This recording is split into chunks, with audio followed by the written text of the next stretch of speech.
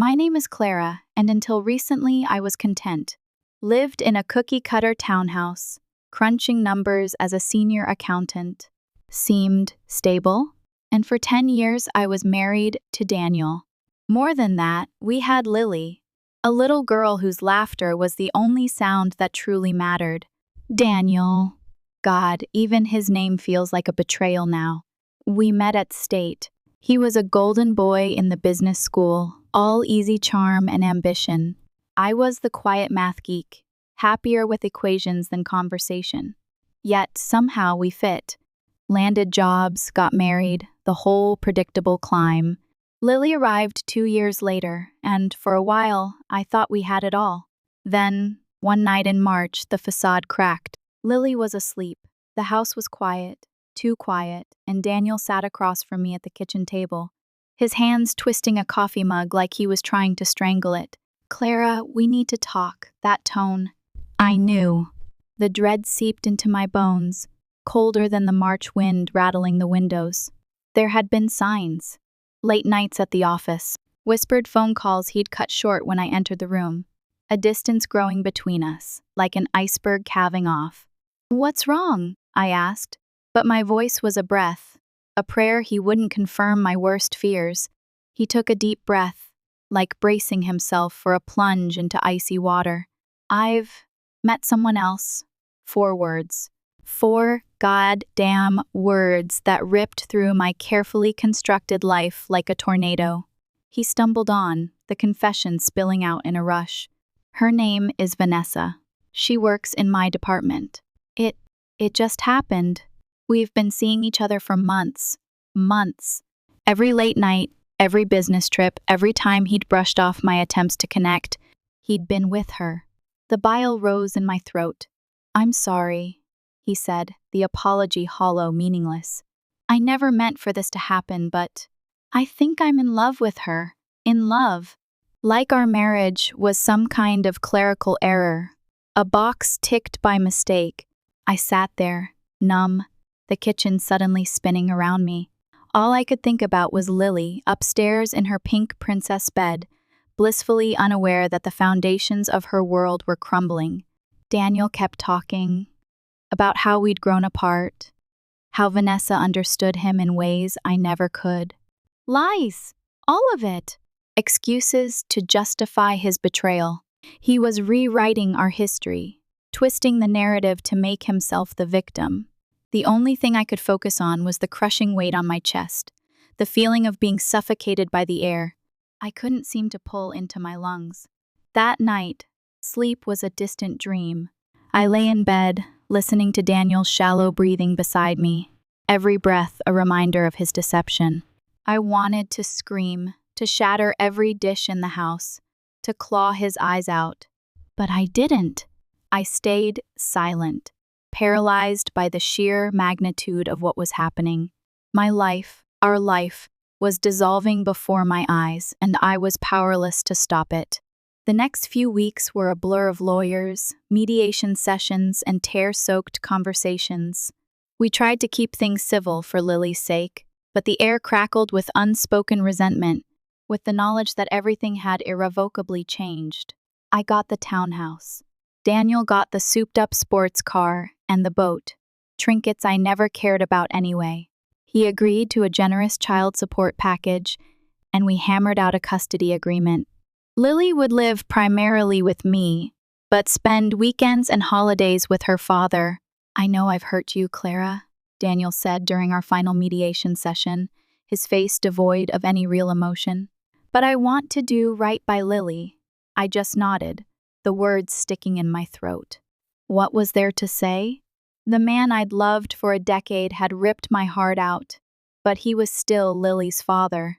For her sake, I had to learn to coexist with him, to push aside my own pain and anger. It was a Herculean task, one I wasn't sure I was capable of. The first few months alone were brutal. The silence in the townhouse was deafening. Every corner held a memory, every object a reminder of what I'd lost. I forced myself to go through the motions, work, grocery shopping, Lily's soccer practice, but inside, I was hollowed out, a shell of my former self. Lily, bless her heart, tried her best to understand. She was only 8 then, too young to grasp the full complexity of the situation, but she sensed the sadness radiating from me. She'd offer clumsy hugs, draw pictures of Mommy and Lily holding hands, try to cheer me up with silly jokes. Her love was a lifeline, the only thing keeping me afloat. A year crawled by. Workdays blurred into homework help sessions, and weekends were spent trying to create new routines, new traditions that didn't involve Daniel. I was starting to feel like I had my feet back on solid ground, that maybe, just maybe, I could build a new life for myself and Lily. Then came the wedding invitation. Daniel and Vanessa. Getting married. The words swam before my eyes, mocking me. A picture of them beaming, looking impossibly happy, stared back from the glossy paper. They'd bought a house together, or rather, they were moving into Vanessa's house, a sprawling 2-story mansion in the upscale part of town, complete with a manicured lawn and a 3-car garage. The kind of house that screamed successful couple, the kind of life we were supposed to have. The morning of the wedding, I forced myself to be strong for Lily. She wore a pale blue dress we'd picked out together, and I braided her hair the way she liked it, careful to hide the tremor in my hands.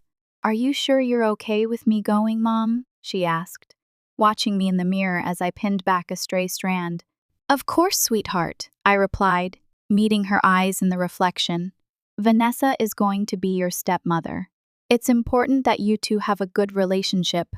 I tried to infuse my voice with sincerity, but the words felt like ashes in my mouth. "But aren't you sad?" Her innocent question pierced my carefully constructed facade. I turned her around to face me, kneeling down so we were eye to eye.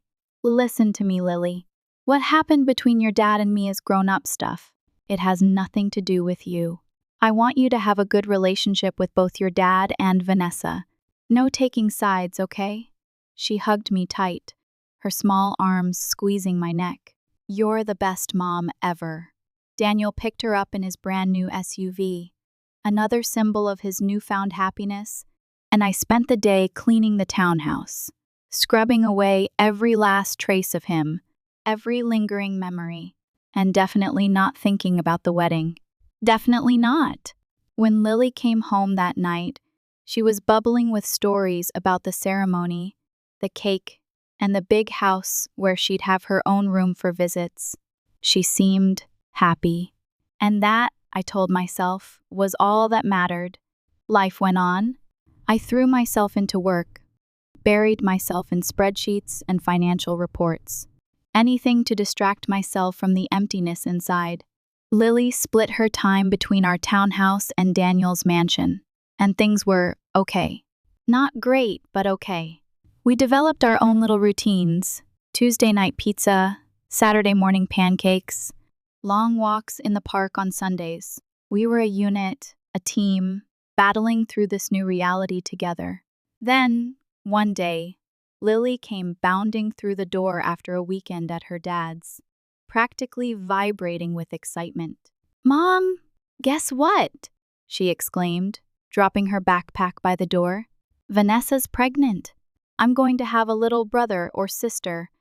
The air left my lungs in a rush. It felt like I'd been sucker punched in the gut. The world tilted and I grabbed the kitchen counter for support.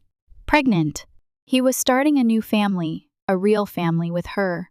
And I was, what? A footnote in his life, the mother of his first child, the ex-wife he'd discarded for a younger, shinier model. I forced myself to smile, to keep my voice neutral. "Really? That's big news." "Yeah." You can already see her belly a little bit. Dad's super excited. He kept talking about turning the guest room into a nursery. I nodded, not trusting myself to speak. All I could think was, please don't let this change how he treats Lily. Don't let her become the forgotten first child. The fear coiled in my stomach, cold and hard. A month later, Lily came home early from what was supposed to be a week-long stay at her dad's.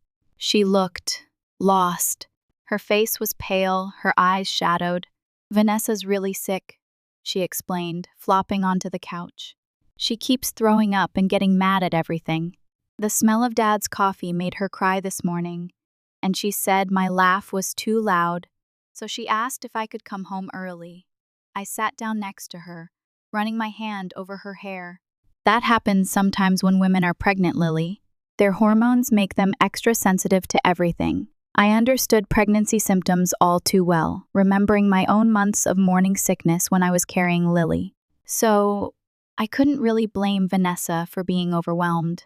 But still, a seed of unease began to sprout in my mind. A couple of weeks after Lily's early return, Daniel pulled up in front of our townhouse to pick her up for another visit. I watched from the window as Lily ran down to his car, her backpack bouncing against her back. Everything seemed normal enough. During the next 2 weeks, I called Lily every evening. Our conversations were brief but reassuring. "Everything's good, Mom," she'd say. "We had pizza for dinner, or Dad's teaching me to play chess."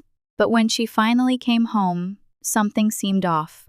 There were shadows under her eyes that hadn't been there before, and she moved more slowly than usual, like she was carrying a weight on her shoulders. "Honey, are you okay?" I asked, helping her unpack her bag. "You look tired."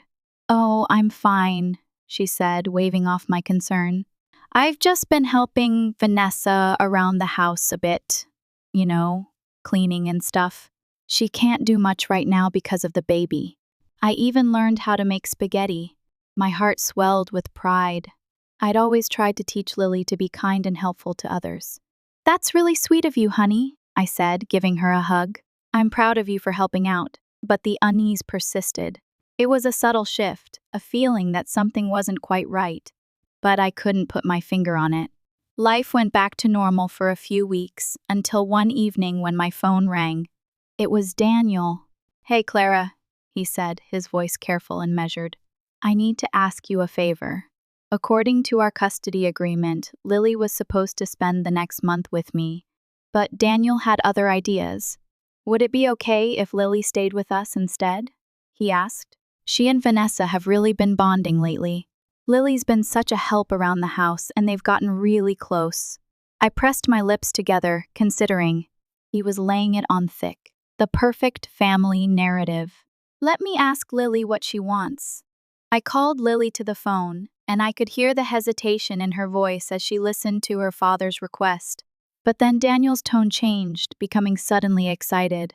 "Oh, and, sweetheart, I've got a surprise for you," he said.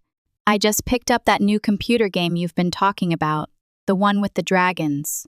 Bribes." He was bribing her. "Mom, can I go?" Lily turned to me, her eyes shining. "Please? What could I say?" "Of course," I said, my voice tight. "If that's what you want." The next 2 weeks passed quietly. Daniel took care of all the school runs, and Lily seemed to be settling into a routine at their house. She sent me regular updates, photos of herself cooking in their fancy kitchen, shots of her playing her new game, pictures of her lounging on their plush living room couch. Everything looked fine on the surface. Still, something nagged at the back of my mind. Something about those photos felt staged, like she was performing for an audience. But I pushed the thought away. I was probably just being paranoid, letting my own feelings about Daniel and Vanessa cloud my judgment. Lily seemed happy enough in the pictures, and that's what mattered, right? When Lily finally came home after that week, I barely recognized my own daughter. Her face was drawn and pale, with dark circles under her eyes that no 12-year-old should have. Her shoulders slumped as if she'd been carrying bricks. "Lily, honey, what's wrong?" I asked, reaching for her. She just waved me off weakly. "I'm really tired, Mom. Can I just go to bed? Don't you want dinner first?" But she was already dragging herself to her room. She didn't even change into her pajamas, just collapsed onto her bed and was out like a light. Something was very wrong. I waited until she was sound asleep before calling Daniel. "What's going on over there?" I demanded, my voice trembling with suppressed anger. "Oh, here we go," Daniel sighed. I could practically hear him rolling his eyes. "You're exaggerating, Clara, as usual." "Exaggerating? Have you seen our daughter? She looks like she hasn't slept in days. She helped Vanessa with some housework. She's just not used to doing chores. Probably because someone spoils her at home. The jab stung, but I pressed on. This isn't about me, Daniel. Something's not right. She's fine, he insisted. Kids today are so soft. A little work never hurt anyone. I didn't sleep well that night, waiting for Lily to wake up. When she finally emerged from her room the next afternoon, I sat her down at the kitchen table and made her favorite breakfast for lunch, chocolate chip pancakes.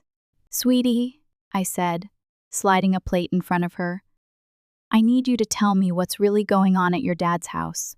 Lily pushed the pancakes around with her fork, not meeting my eyes. It's nothing. Lily, please. I can see how tired you are. You can tell me anything. You know that. She was quiet for a long moment, then the words started tumbling out, a dam finally bursting. Vanessa doesn't do anything anymore. She says she can't because of the baby. But Mom, she makes me do everything. I have to clean the whole house. Vacuum, dust, mop, everything. I have to cook too. She makes me cut up vegetables and use the stove, even though it scares me. My hands clenched into fists under the table. What about relaxing? Don't you get any time to yourself? Lily's lower lip trembled. I tried to watch TV after cleaning one day, but Vanessa said the noise gave her a headache. She just turned it off and told me to go to my room and be quiet. She says I laugh too loud and walk too heavy, and I was already pulling out my phone, dialing Daniel's number. He answered on the fourth ring. What now, Clara? He said, his voice dripping with annoyance. How about explaining why our daughter is being treated like Cinderella in your house? My voice shook with anger. She's 12 years old, Daniel. She shouldn't be cooking and cleaning an entire house. Lily's exaggerating, he said dismissively. Vanessa just asked for a little help. She's scared to use the stove, Daniel. She's exhausted. This isn't okay, the line went dead. He'd hung up on me. I stared at my phone in disbelief, then looked at Lily, who was still pushing her pancakes around her plate. My daughter, my beautiful, kind-hearted daughter, who was being taken advantage of by the very people who should have been protecting her. A few days later, the situation escalated. I was in the middle of reviewing quarterly reports at work when my phone rang. Seeing it was Lily's school, my heart immediately jumped into my throat. Miss S. Mitchell? It was Miss S. Henderson, Lily's homeroom teacher. I needed to talk to you about Lily's performance lately. I gripped my pen tighter. Is everything okay? Well, that's just it. Lily's grades have dropped significantly in the past month. She's falling asleep in class. Her homework is often incomplete, and she seems exhausted. I know she's always been a good student, which is why this change is concerning. Is everything all right at home? My pen snapped in half. Thank you for letting me know, Miss S. Henderson. I'm aware of the situation and working on it. The moment I hung up, I tried calling Daniel, straight to voicemail. I sent him a text. We need to talk about Lily. Her grades are dropping. Call me ASAP. The little read notification appeared under my message almost immediately, but no response came. Not that day, not the next. 2 weeks passed. 2 weeks of unanswered calls, ignored texts, and growing fury. 2 weeks of watching Lily slowly fade, her spark dimming with each passing day.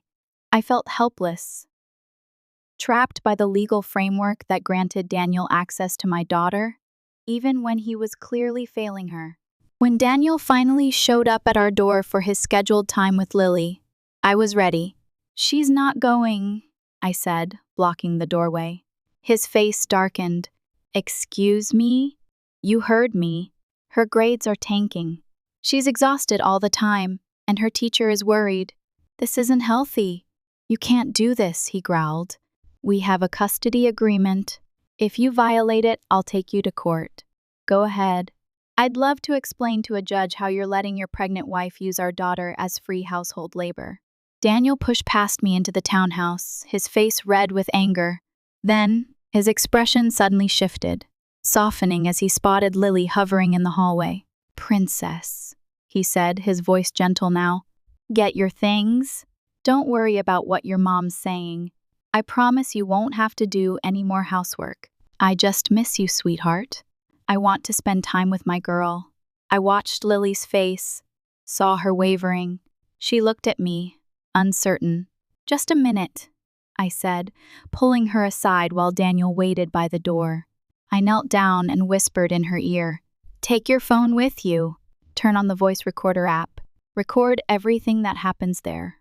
What Vanessa says to you, what your dad says. It'll be our secret, okay?" Lily's eyes widened slightly. Then she gave me a tiny nod. I squeezed her hand and winked. "Remember," I whispered, "don't let them know you're recording. This is just between us." She hurried to pack a bag while I stood watching Daniel, who was checking his phone and pretending not to be angry. 5 minutes later, Lily was ready. I hugged her tight before she left, feeling like I was sending my child into battle with nothing but a cell phone for armor. But sometimes, I thought, the best weapons aren't the ones you can see. That week was torture. Every time my phone buzzed, I'd lunge for it, only to find another short text from Lily. "I'm okay. Everything's fine. Don't worry." But mothers know when something's wrong, and everything in me screamed that things were far from fine. The doorbell rang on a rainy Tuesday afternoon. I wasn't expecting anyone, but when I opened the door, there stood Lily, soaking wet, shivering, and alone. "Oh my God," I gasped, pulling her inside. "Lily, what happened? How did you get here?" "I ran away," she whispered, her voice breaking. "Took the bus." I looked at her hands as I helped her out of her wet jacket. They were red and raw, with calluses forming on her palms. She could barely keep her eyes open, and when she tried to take off her shoes, she winced in pain. "First things first," I said, trying to keep my voice steady. "Let's get you warm and fed." I made her favorite comfort food, grilled cheese and tomato soup, and watched as she practically inhaled it. Only when she'd finished eating did I dare to ask what happened. "Sweetheart." Without a word, she reached into her pocket and pulled out her phone. Her hands were shaking as she handed it to me. "The recordings," she said quietly. "Listen." I opened her voice recorder app, and what I heard made my blood run cold. "You stupid, clumsy girl." Vanessa's voice crackled through the speaker. "Can't you do anything right? Look at these floors. I can still see spots everywhere. I'm trying my best." Lily's small voice replied, "Your best isn't good enough. Do it again. And when you're done, there's laundry to fold and dinner to start. But I'm scared of using the stove. Get out of my sight. Just get out. Useless." My hands were shaking as I played recording after recording. Vanessa's voice grew more cruel with each one. "You think you're so special? Wait until my baby comes. Then you'll really learn what work is. Free babysitter? That's what you'll be." Then came the conversation that broke my heart. Lily pleading with her father. "Dad, please. Vanessa's making me do everything. I'm so tired. Stop lying." Daniel's voice was cold, unrecognizable. "You're just lazy. Do you know how much money I pay your mother? The least you can do is help around the house." "But Dad." Then a chilling shift in Daniel's tone. "A threat. Listen to me carefully. If you tell your mother about any of this, I'll take her to court. I'll get full custody, and you'll never see her again. Do you understand?" I looked at my daughter huddled in her chair and felt a rage I'd never known before. This wasn't just about making a child do chores. This was abuse. Lily burst into tears, and I held her until she stopped shaking, making promises I intended to keep. "I won't let them hurt you anymore, baby. You're safe now." After she calmed down, I called my sister, Amy. "I need a favor," I said, explaining the situation. She arrived within 20 minutes, her face grim. The drive to Daniel's mansion was a blur of rage and adrenaline. I jabbed the doorbell repeatedly until he yanked the door open. "What the hell are you?" I pushed past him into the foyer. "Where is she? Lily ran away? And I know you put her up to this. This is your fault, Clara. You've spoiled her rotten, letting her do whatever she wants. Vanessa waddled up behind him, one hand protectively over her swollen belly. She nodded along with Daniel's words, playing the perfect supportive wife. You're the one who's turned her into a spoiled brat, Daniel continued. She thinks she's too good to help around the house. You bullied her, I cut in, my voice ice cold. You both bullied my 12-year-old daughter. They exchanged a look before breaking into dismissive laughter. Oh, please, Vanessa rolled her eyes. Lily has quite an imagination. She's always making up stories. I pulled out my phone. Really? Making up stories like this? I pressed play. Vanessa's voice filled the room. You stupid, clumsy girl. Can't you do anything right? Their faces went slack with shock. I played more. Daniel's threats about court. Vanessa's cruel words about using Lily as a babysitter. All of it. Daniel recovered first, his face turning ugly. You think this changes anything? I have expensive lawyers, the best in the state. They'll tear you apart. You're hurting me, Vanessa suddenly shrieked, clutching her belly. Your fighting is stressing me out. I just wanted your daughter to help me. I turned to her, feeling oddly calm despite my rage. If you want to raise a maid so badly, wait for your own child. My daughter isn't your servant. Her face flushed red as she sputtered in outrage. Finally, I faced Daniel. You know what's really pathetic?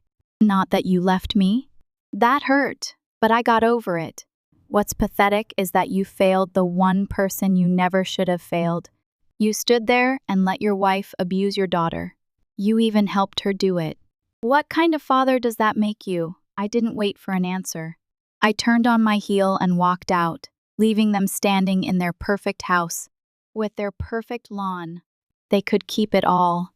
I had something far more precious to protect. The next morning, I called the best family law attorney I could find, Linda Stevenson.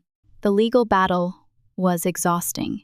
Daniel's expensive lawyers painted me as a vindictive ex-wife, trying to poison my daughter against her father and his new family. They claimed I was cruel for not letting Lily bond with her pregnant stepmother, that I was jealous of their perfect new life, that I was using Lily as a weapon in my revenge against Daniel. But then we played the recordings in court. I watched the judge's face darken as she listened to Vanessa berating Lily, to Daniel threatening our daughter, to their casual cruelty. The courtroom fell silent, except for those damning voices coming from the speakers. Even Daniel's fancy lawyers couldn't explain away their own recorded words. Lily was brave enough to testify, too. She sat in that witness chair, looking so small but speaking with such clarity about what had happened. I saw several jury members wipe away tears as she described being afraid to use the stove, but being forced to cook anyway, about how her hands hurt from scrubbing floors, about how she'd fallen asleep in class because she was so exhausted from all the housework. When the verdict came down, it was decisive.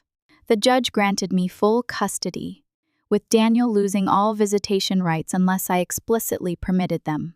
He would still have to pay child support, but he had no legal right to see Lily without my approval. Daniel exploded when the verdict was read. He stormed up to me outside the courtroom, his face red with rage. Happy now? He spat. This is what you wanted all along, isn't it? Vengeance because I left you for Vanessa? I looked at him calmly, feeling nothing but pity. You really don't get it, do you? This was never about us. This was about Lily. But congratulations, Daniel. You found yourself the perfect partner. She's just as cruel and manipulative as you are. You deserve each other. That was the last real conversation we ever had. Months passed. Lily's grades improved dramatically once she wasn't exhausted from being treated like a servant. Her smile came back, and her laugh, that beautiful laugh that used to annoy Vanessa so much, filled our home again. We heard through mutual friends that Vanessa had given birth to a son.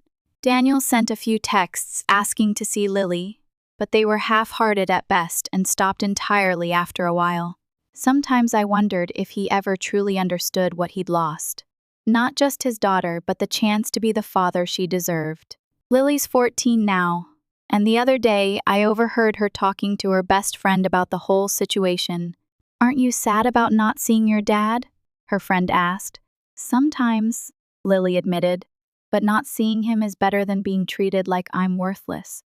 Besides, I have the best mom in the world. I often look out the window, thinking about how far we'd come. The townhouse might not be as fancy as Daniel's big house, and we might not have expensive cars or yachts, but we have something much more valuable: peace, love, and respect." Lily doesn't have to fear walking into her own home anymore. She doesn't have to be anyone's servant or scapegoat. She can just be herself, a bright, funny, kind-hearted teenager who deserves every happiness in the world. As for me, I've learned that sometimes the happy ending isn't the one you imagined. Sometimes it's better. Sometimes it's just a mom and her daughter making pancakes on Saturday mornings, watching movies together, and filling their home with laughter that's as loud as they want it to be. And that's more than enough.